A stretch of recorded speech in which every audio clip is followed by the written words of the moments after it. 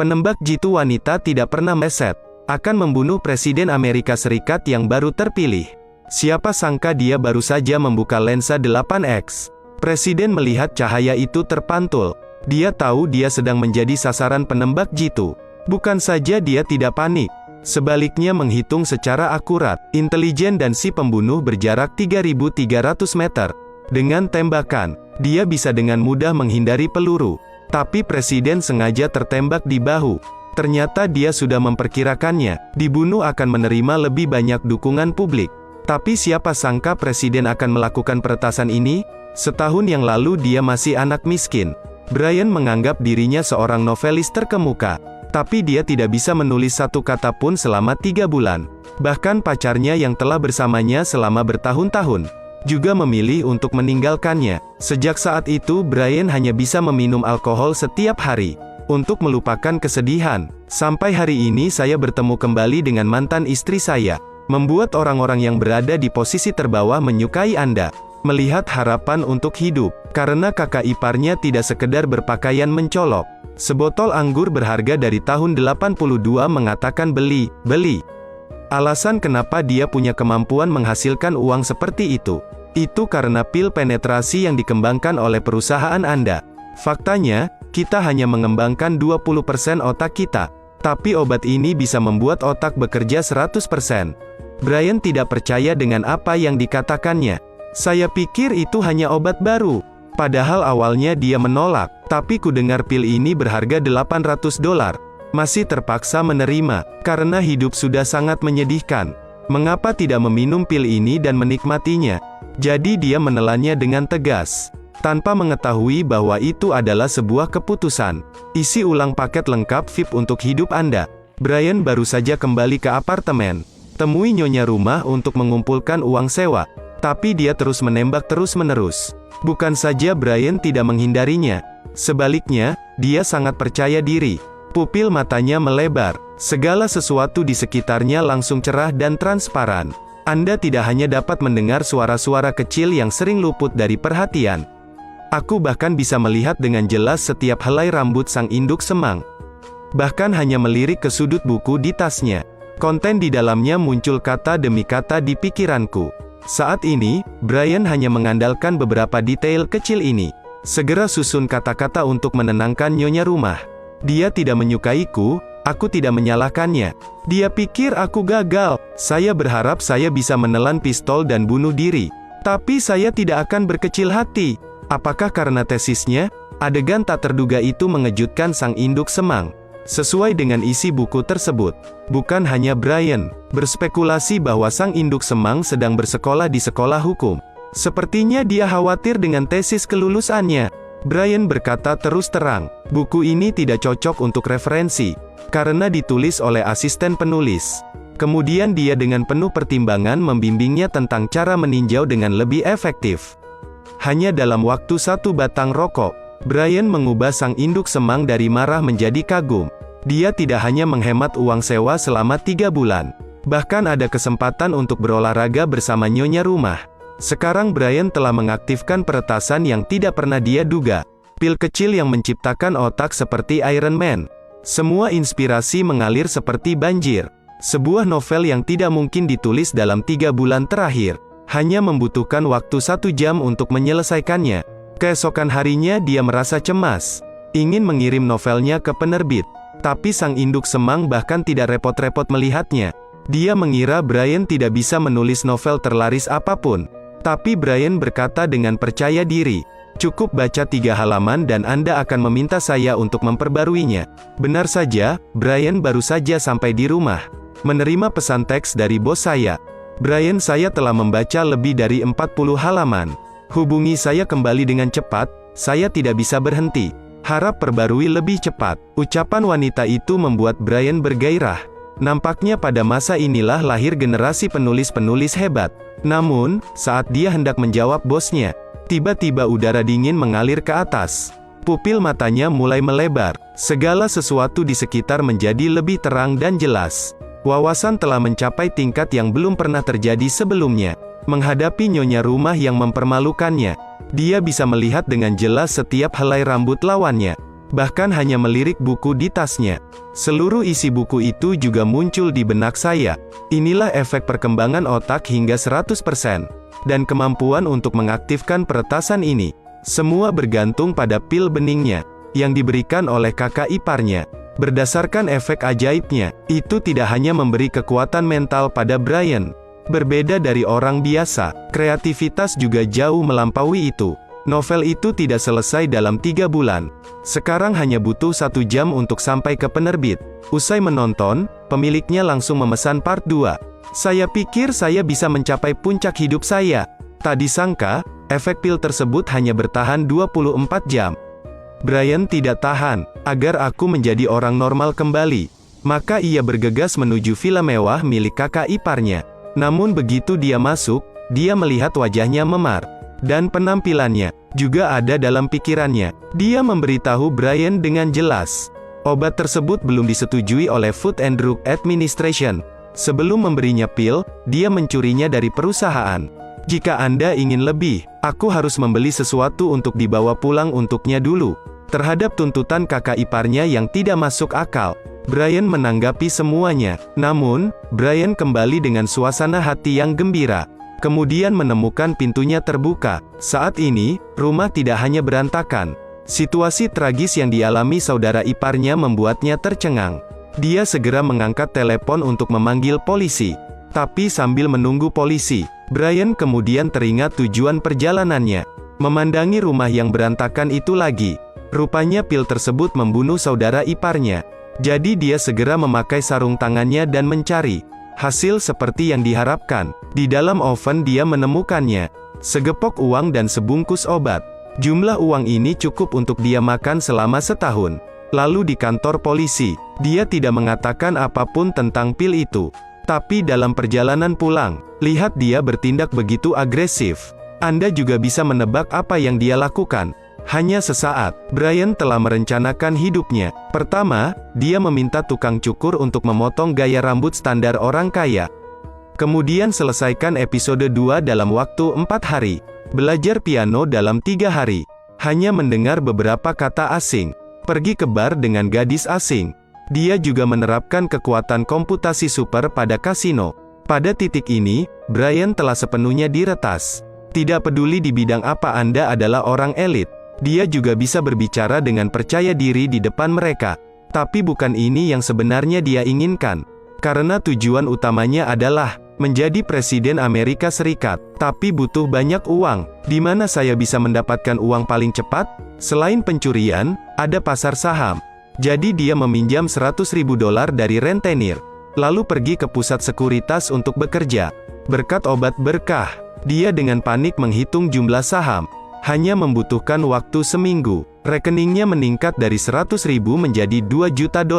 Segera setelah berita ini dirilis, dunia keuangan meledak. Tidak hanya menerima undangan dari 4 organisasi besar, juga menarik perhatian para taipan papan atas di industri keuangan. Termasuk mantan kekasihnya yang meninggalkannya. Juga bergegas ke pelukannya lagi. Meski mencapai puncak kehidupan lagi. Namun rahasia lain dari pil tersebut juga terungkap. Ini pilnya, memungkinkan orang biasa untuk naik level. Saat Anda menelannya, segala sesuatu di sekitar akan menjadi cerah dan transparan. Otak segera berkembang hingga 100%. Tidak mungkin menulis novel 1.000.000 kata dalam 3 jam. Bahkan hanya mendengar beberapa kata asing. Menangkap seorang gadis asing, sambil menonton film Bruce Lee, adalah mengingat semua gerakan dalam film. Di Brian ada sekantong obat. Kini telah menarik perhatian taipan Wall Street. Boyle, kalian berdua baru saja bertemu. Brian mendemonstrasikan analisisnya, dan pemahaman uniknya tentang pasar saham. Rumus misterius itu menggunakan rumusnya sendiri. Bahkan membuat Boyle merasa tidak enak. Rupanya kemampuan Brian menghilangkan keraguan Boyle. Karena dia punya masalah besar. Kami sangat membutuhkan seseorang seperti Brian untuk menyelesaikannya. Tapi sebelum dia bisa mengatakan apapun, berdasarkan informasi itu, Brian menebak tujuan Boyle sebenarnya. Ternyata dia ingin mengambil alih seluruh energi dunia dalam satu pukulan. Tapi kebetulan ada perusahaan di Bandung, menjadi penghambat jalur monopoli. Boyle berjanji hanya Brian yang bisa membantu menyelesaikannya. Proyek merger dan akuisisi akan memberi Anda kekayaan tanpa akhir. Tapi bagaimana Boyle bisa mengharapkannya? Ambisi Brian lebih dari itu. Saya ingin berbohong kepada raksasa keuangan ini, dan berkuasa. Kemudian mendapat dukungan dari seluruh jalan Won. Akhirnya memenangkan posisi Presiden Amerika Serikat. Tepat ketika dia berpuas diri tentang hal itu. Siapa sangka efek samping obat ini lambat laun akan terlihat. Dia dalam kondisi tidak sadarkan diri. Berjalan tanpa lelah melewati lebih dari selusin jalan. Kenangan itu juga berkedip-kedip, tepat di bar. Detik berikutnya dia melihat pameran seni. Terkadang saya juga berolahraga dengan model terkenal. Jelas dia tidak hanya kehilangan ingatannya, tetapi juga secara bertahap kehilangan kendali atas tubuhnya. Jika ini terus berlanjut, mungkin tidak akan memakan waktu lama. Dia akan menjadi zombie yang dikendalikan oleh narkoba. Bangun keesokan harinya, dia memutuskan untuk tidak minum obat lagi. Tetapi ketika dia mengambil dokumen yang telah disiapkan sebelumnya, baru saat itulah saya menyadarinya. Kata-kata di dalamnya seperti buku surgawi, yang harus segera dia laporkan ke perusahaan baru. Dalam keputusasaan, dia hanya mengertakkan gigi untuk menemui Boyle. Faktanya, Brian bukan hanya tidak bisa menjawab pertanyaan yang diajukan oleh Boyle. Perhatiannya terus-menerus tertuju pada TV, karena seorang supermodel dibunuh di berita, adalah orang yang menghabiskan malam bersamamu. Kabar itu membuat Brian langsung muntah. Saya tidak tahu apakah saya membunuh seorang supermodel. Untuk sepenuhnya memahami kebenaran di balik pil tersebut, dia mengambil buku rekening peninggalan kakak iparnya. Hubungi setiap pelanggan di sana. Siapa sangka hasilnya akan langsung terlihat. Mendinginkannya sampai ke inti, karena orang-orang dalam daftar tidak mati, menjadi orang nabati. Brian jelas berkembang ke arah yang tragis ini. Segera setelah dia membuat panggilan terakhirnya, tiba-tiba bel berbunyi di belakangku. Sepertinya insiden pil sudah terungkap. Oleh karena itu, ia mengalami musibah yang fatal. Untungnya Brian bersembunyi di taksi tepat waktu. Ini menyelamatkan hidupnya. Saat itu, dia tiba-tiba melihat mantan istrinya. Namun, wajah menakutkannya sangat membuatnya takut hingga dia kencing di celana. Ternyata mantan istrinya yang pertama meminum obat tersebut. Ketika kamu menyadari ada sesuatu yang salah, dia pasti berhenti minum obat. Alhasil, menjadi seperti sekarang. Meski kata-kata itu membuat Brian merasa takut. Tapi bagaimana kamu bisa menyerah begitu saja? Saat dia hendak meminum pil, alhasil, ia tak sengaja bertemu dengan gangster rentenir itu. Saya harus mengatakan bahwa Brian sangat rakus. Sudah menghasilkan jutaan dolar, hutang pinjaman 100.000 masih belum terbayar. Benar-benar pantas untuk dikalahkan. Tepat pada waktunya gangster menemukan pil yang dijatuhkan. Saya tidak berharap dia lebih tegas dari saya. Jangan katakan apapun dan telanlah. Setelah menerima hutangnya, dia berjalan dengan bangga. Saat ini, Brian belum meminum obatnya dan kelelahan. Dia merangkak ke kantor pacarnya, memohon pada pacarnya untuk membelikannya obat. Padahal pacarku agak bingung, tapi atas permintaan Brian, dia memutuskan untuk pergi sendiri. Meski berhasil mendapatkan obatnya, namun dalam perjalanan pulang dia menemukan dia sedang diikuti. Dan orang ini adalah pembunuh yang mengejar Brian sebelumnya. Pacarnya segera keluar dari mobil dan berlari menuju taman. Pembunuhnya juga sedang mengejar, padahal sang pacar meminta bantuan kepada dua pria kuat, tapi tidak bisa menghentikannya. Sebaliknya, orang tersebut tewas di tempat. Adegan mengerikan ini membuat sang pacar takut buang air kecil di celana. Dia segera meminta bantuan Brian. Saya tidak menyangka akan mendapatkan hasil sehingga saya harus meminum pil tersebut. Sekarang tidak ada jalan lain, sang pacar hanya bisa mengikuti. Hasilnya adalah detik berikutnya, dia mengerti kenapa pacarnya begitu terobsesi dengan narkoba.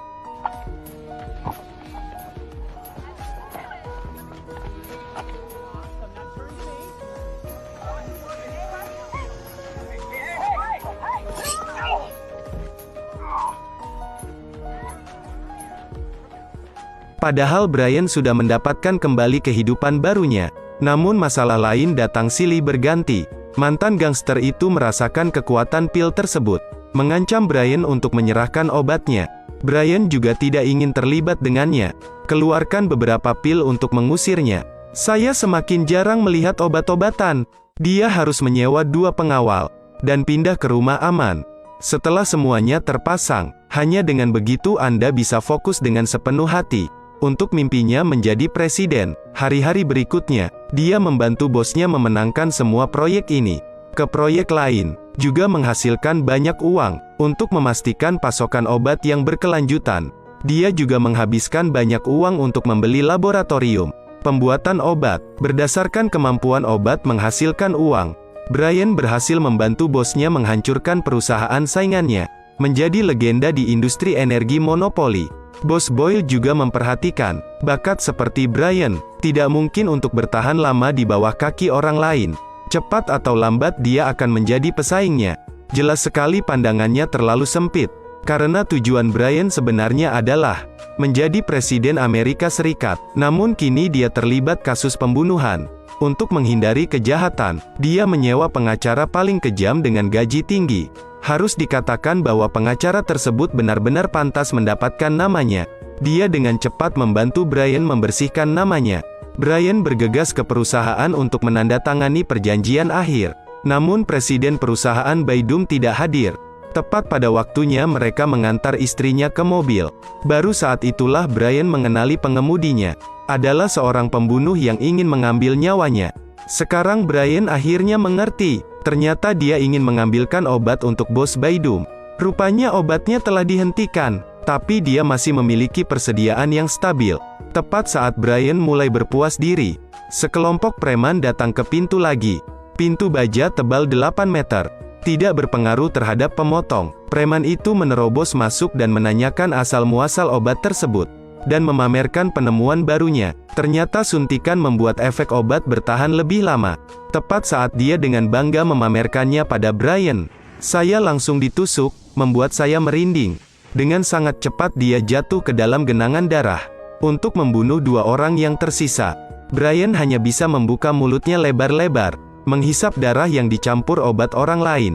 Dengan bantuan obat-obatan, kedua pria itu bukanlah lawannya. Dalam beberapa menit warnanya memudar. Saat itu juga, dari pihak rumah sakit ada kabar bos Baydum telah meninggal dunia. Pembunuhnya juga dihasut oleh Brian hanya dengan beberapa kata. Karena bosnya sudah pergi, tidak ada gunanya membunuh Brian. Begitu saja, waktu berlalu dengan cepat hingga 2 tahun kemudian. Brian berubah menjadi senator AS. Hanya selangkah lagi dari presiden. Tepat ketika dia penuh percaya diri untuk mewujudkan mimpinya, Boyle tiba-tiba muncul di kantor. Tapi dia tidak datang untuk memberi selamat. Namun hal itu membawa rahasia yang mengejutkan. Ternyata dia membeli perusahaan farmasi. Dan perusahaan inilah tempat obat itu dikembangkan. Dia juga diam-diam menutup lab Brian, dan mengatakan akan menyediakan obat dalam jumlah tidak terbatas di masa depan. Satu-satunya syarat adalah Brian melayaninya.